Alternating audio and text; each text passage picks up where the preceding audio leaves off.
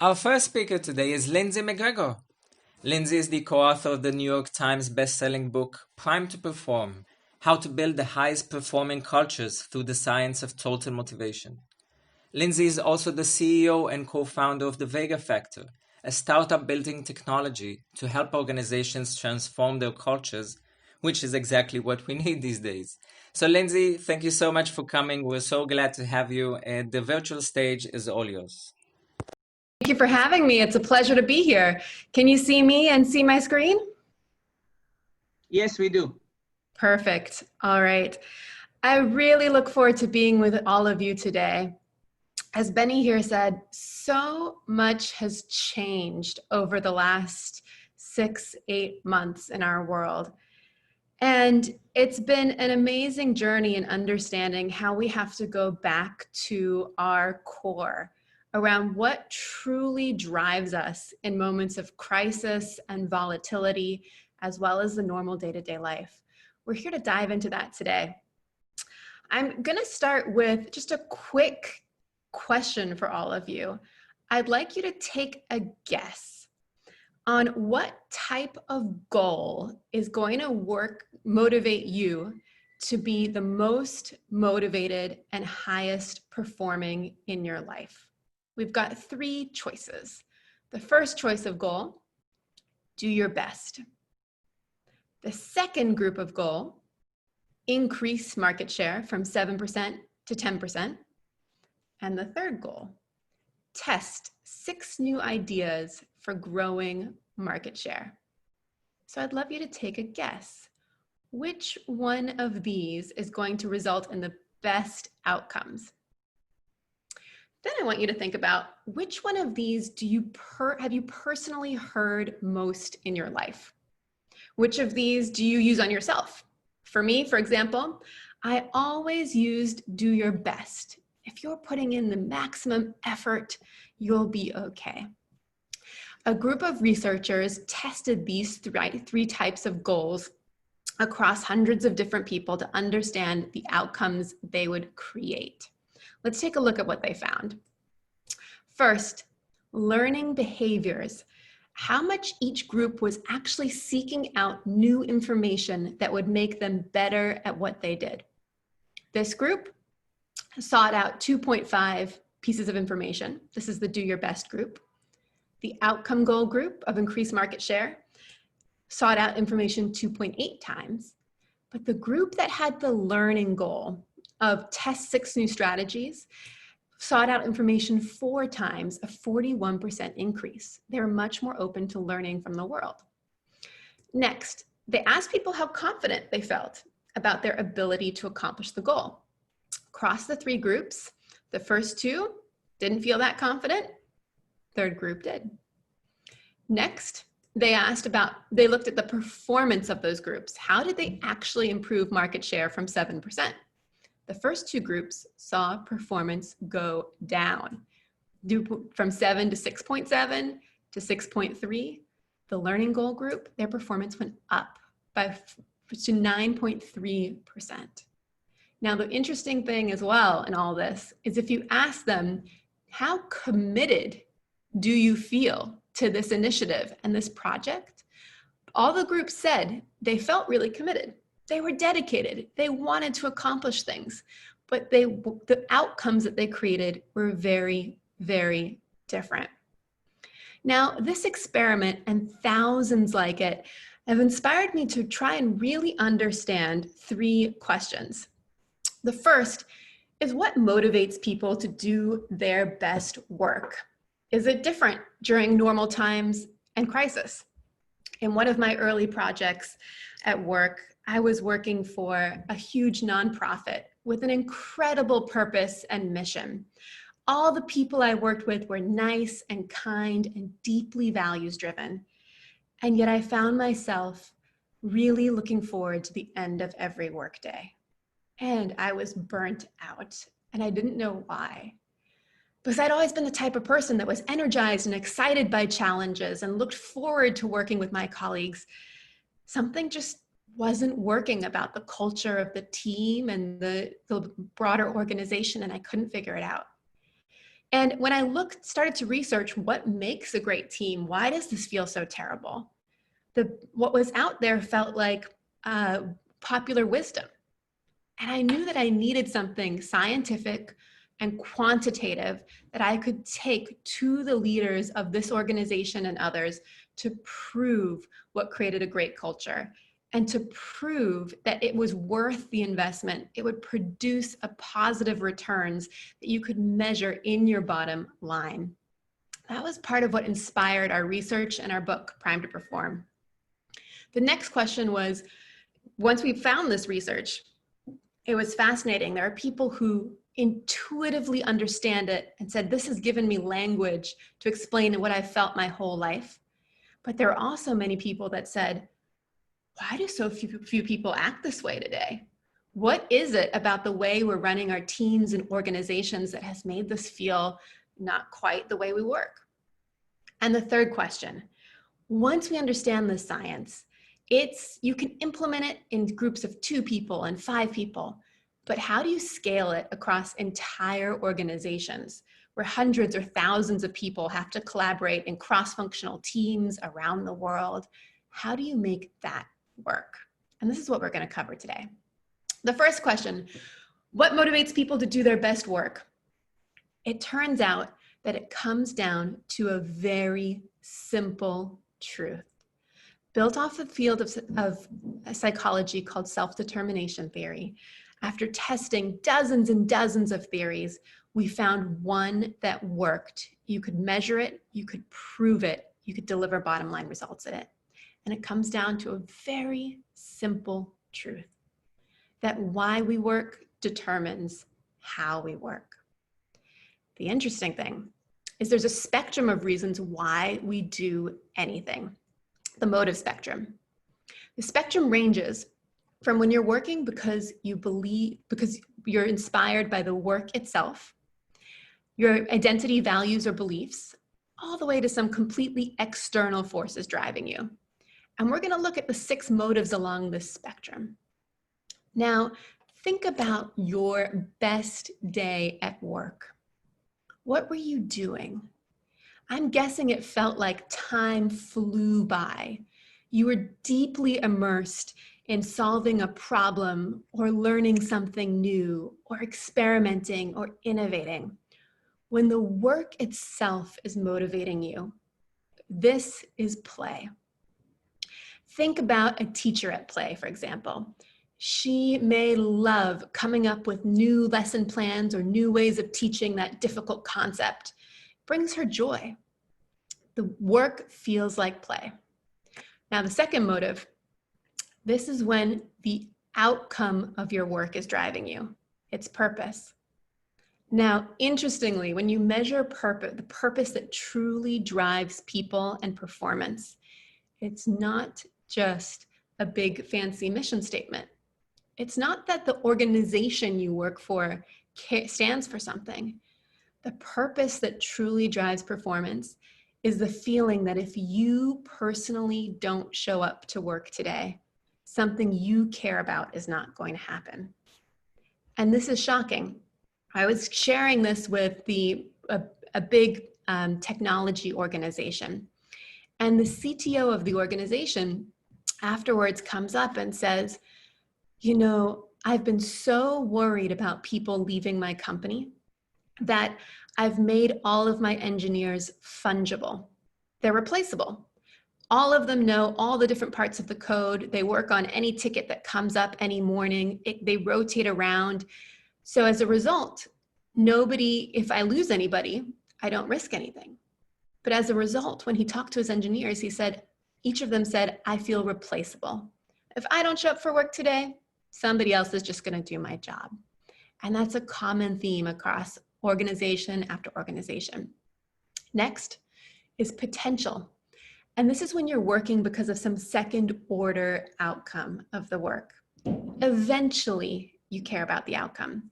A good example for our teacher is maybe she has player purpose, maybe she doesn't, but she wants to be a school principal one day or a curriculum designer.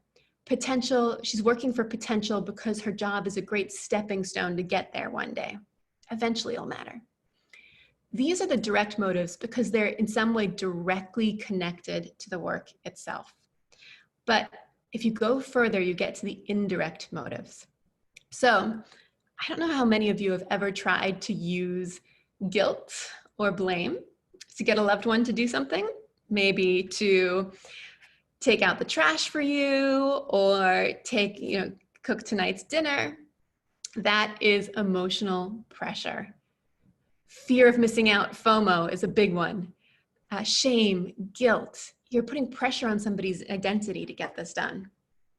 There's economic pressure, which are the sticks and carrots. The feeling like you're forced to do something in order to avoid a punishment or get a reward. Like, the only reason I'm doing this at work is because I have to, because I put it in my goals in January and the quarter is almost up, and so I have to accomplish it. And finally, there's inertia. And this is when you're doing something and you had no idea why. You can't explain it. You're going through the motions. Think how many times in an organization you've asked, why are we doing it this way? And the answer is, it's just always done this way. That's inertia. Now, when you measure these motives, they've been studied for over 50 years in all realms of life.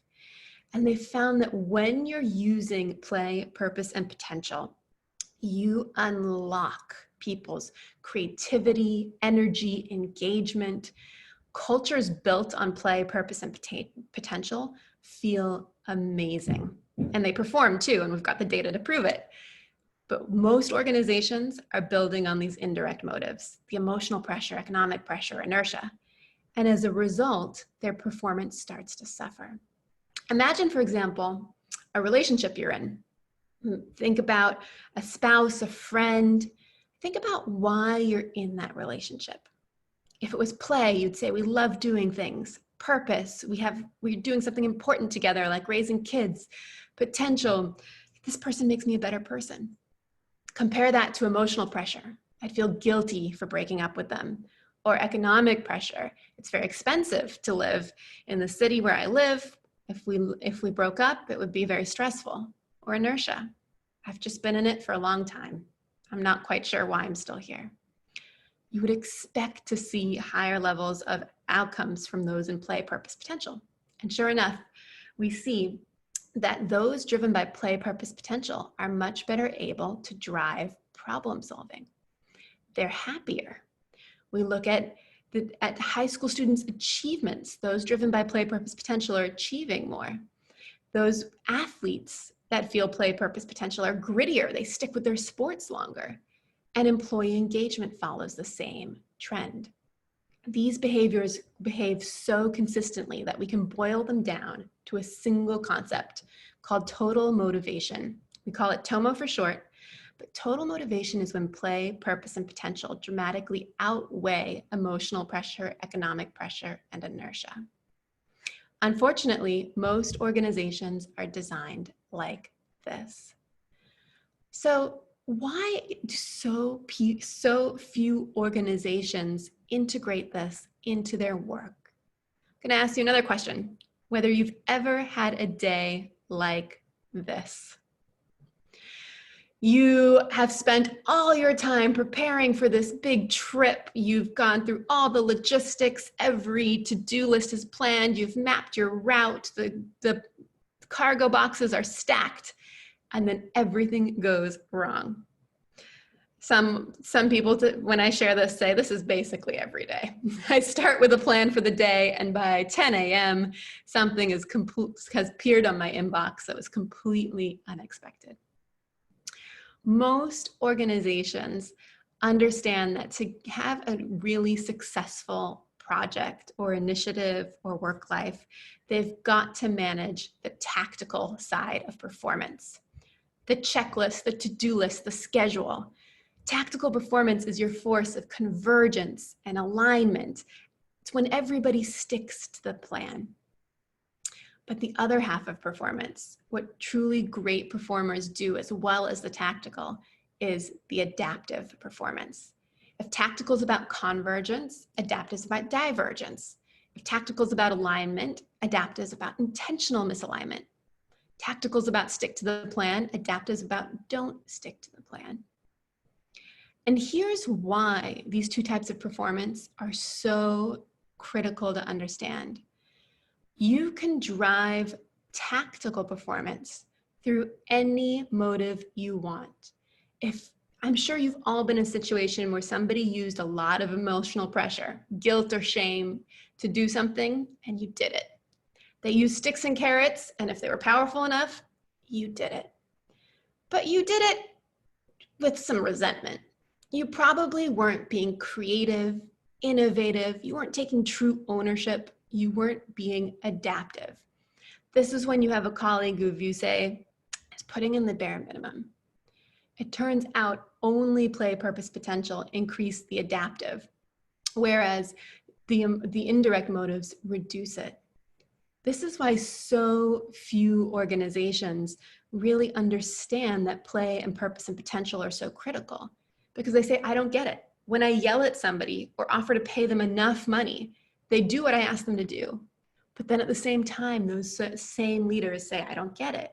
Why are my people not taking ownership? Why are they not being innovative? Why are they not going above and beyond?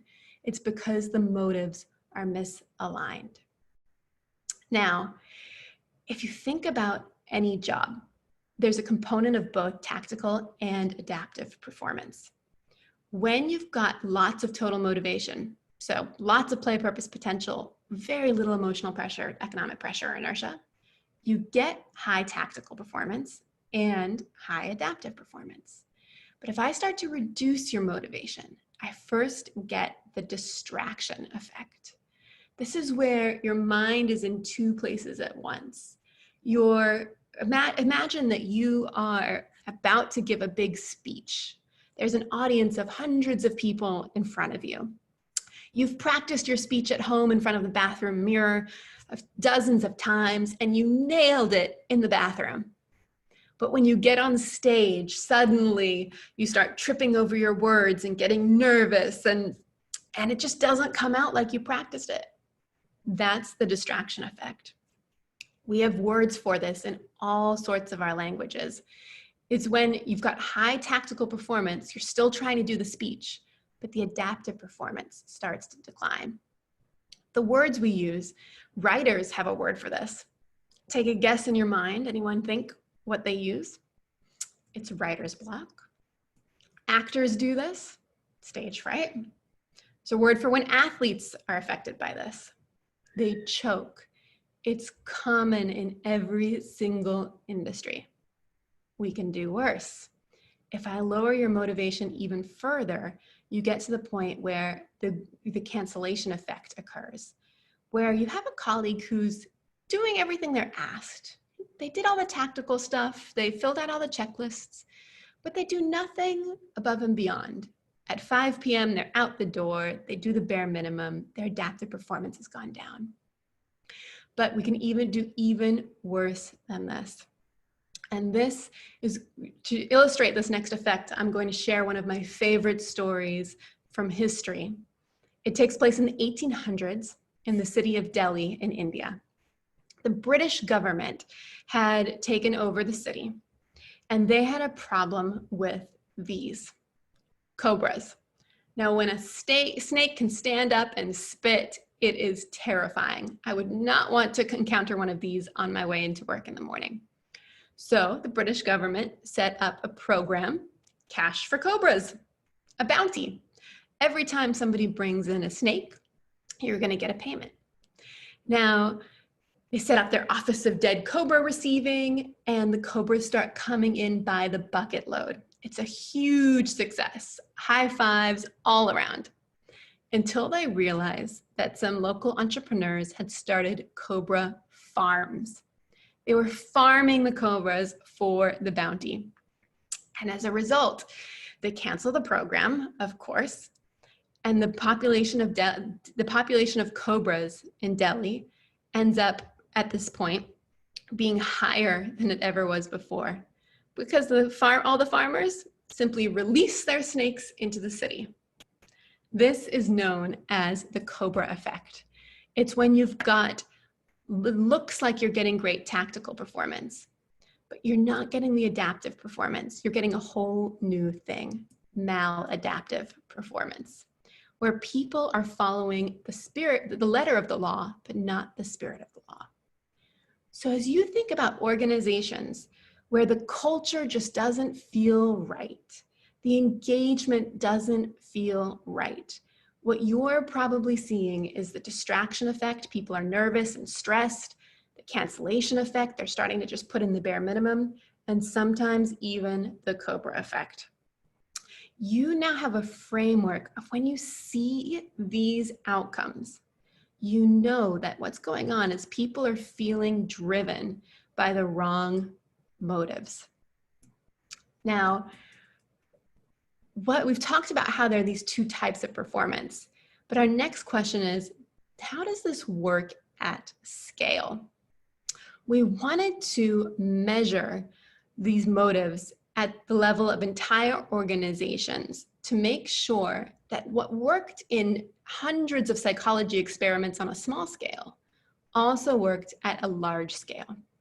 We looked at outcomes like, for example, customer experience on the y-axis and motivation on the x-axis, why your people are working. This number gets higher when you're motivated by play and purpose and potential, and lower when you're motivated by the other motives.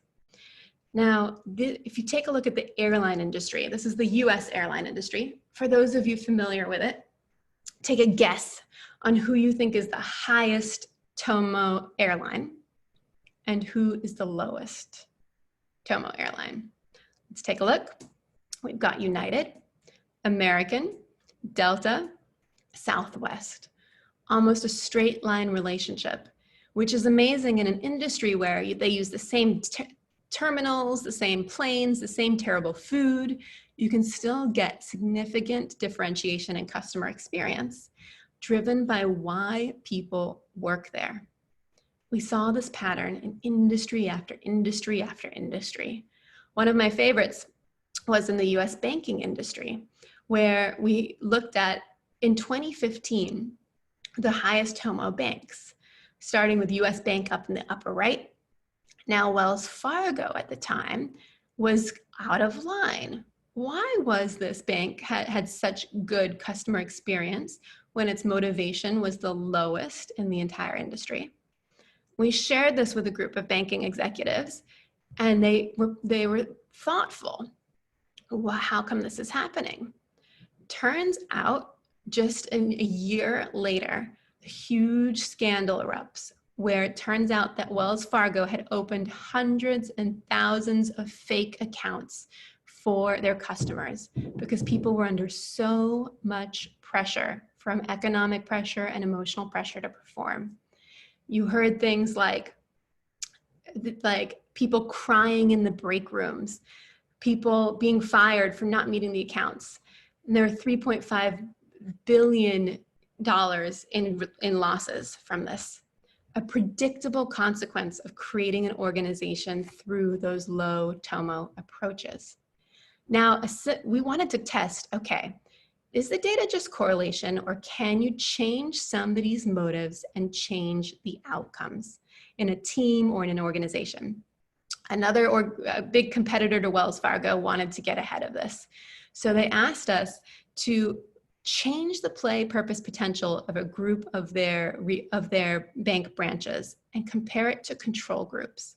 Here's what we found. Revenue over expenses. The control group versus the pilot, 9% to 20%. Huge difference.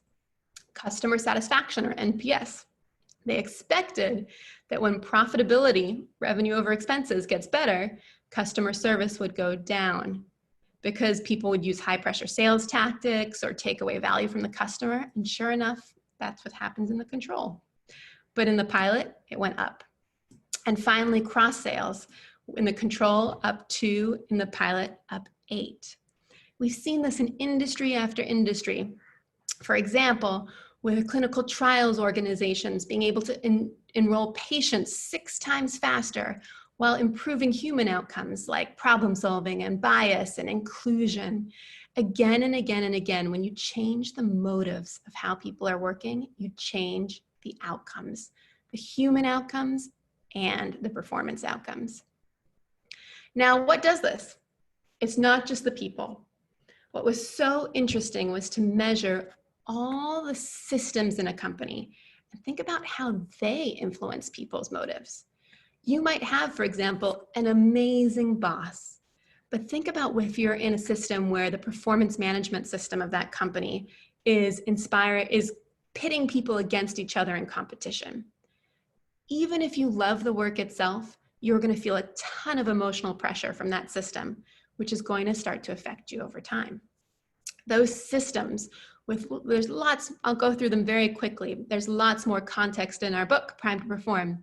But if you start at the highest level, the identity of an organization, the ineffective approach that many companies take is they just make it about a mission statement and then they're done. Instead, you need an identity of teams solving problems really fast together, where there's lots of effort spent on teaching people a common way of collaborating so that there is whatever your organization is, there is a way that you work. There's an identity of what you stand for. Next, after your identity comes the structure and planning, how your teams work together. Does it feel like you're in command and control or silos, or executives are not developed on how to manage this whole operating model? Or does it feel like working groups are not limited by silos? You're measuring problem-solving velocity and motivation. Next comes how teams work together. It's ineffective when people are focused on micro task management, micromanagement, lots of meetings, video always on. It's much more effective when people feel like they're sharing their weekly problem solving and challenge-oriented plans, and they're problem solving collaboratively and asynchronously without an overload of meetings. When you look at the relationship between two people, leadership skill, it's really ineffective when people are hands-off and nice, but low performing. This is my natural setting. Hi, good morning, how are you? Some nice chit chat. Bye, see you later. It doesn't drive the highest levels of play, purpose, and potential. Instead, you need leaders to maintain intensity without pressure. Measuring motivation really helps here so that the team can get an accurate pulse check every week of how they're doing. And finally, the talent system. In most organizations, it feels stagnant, like you're never growing your skills. You learn only through training. Your comp is creating competition and anxiety. Instead, you want organizations that are focused on learning on the job. Now, here's where we've been. We've talked about how what motivates people to do their best work is driving play, purpose, and potential. That there's two types of performance, tactical and adaptive. And the reason so few people miss motivation is because they're focused only on the tactical. They say, I can get people to follow orders at tactical, but then they don't know why people aren't taking ownership. They aren't energized. They're burning out. They're not creative. And finally, that in order to create a system like this, you've got to think about the systems, not just the people. Your identity, your structure, your habits, your leadership skill, your talent. That being said, starting with the people is a great start. Having people understand how this works and change their personal behavior unlocks huge changes in the future. But it's not just based on your personality or what you're doing next to make this work. Some tips on how to take this forward and test it. One is you can always read our book, The New York Prime to Perform. It's got lots of details and there's lots of articles based on it as well. But much more tactically, tomorrow there's a session in this conference led by my colleague, Rich Deck, that's all about how do you operationalize this in yourself and your team. Second is to measure your motivation. If you go to vegafactor.com, there are free tools that you can instantly access to measure your own motivation and whether your leadership style is high tomo. And if you email us at hello@vegafactor.com, we also have free access for the attendees of this conference for a way to measure your motivation on a weekly basis with your team and manage your work in a highly motivating way. Next, try a learning goal. we started today's presentation with those 3 different goals. When we said do your best, that tends to create a lot of emotional pressure. When we said increase market share from 7 to 21%, that can create some economic pressure. But when you say test 6 new strategies to increase market share, what you're doing is unlocking people's play. You're asking them to learn, to think, to experiment. That is the heart of play. So I'd encourage you to think about what's one thing you want to accomplish today or tomorrow, and think about what do you want to learn while you do that.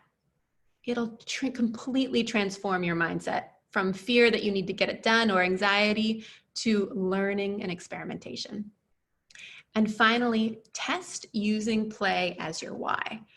When you're asking a colleague to do something with you or for you, so many of us resort to shorthand emotional pressure or economic pressure.